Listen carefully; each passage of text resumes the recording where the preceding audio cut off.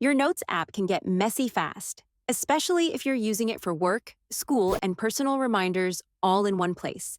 But in iOS 26, Apple makes it super easy to stay organized by moving notes between folders with just a few taps. Let me show you two quick ways to do it. The first method we'll demonstrate is using the Options menu. Start by opening the Notes app and navigating to the folder that contains the note you want to move.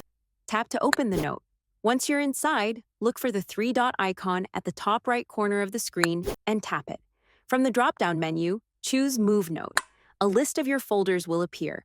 Go ahead and tap the one you want to move the note to. If you see a confirmation pop up, tap Move. Anyway, and that's it. The note is now in its new folder.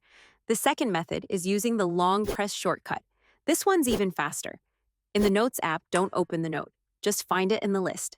Now touch and hold the note until a shortcut menu appears. Tap Move, then pick the folder you want to move it to.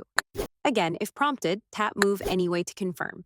You can use either of these methods to clean up your notes anytime.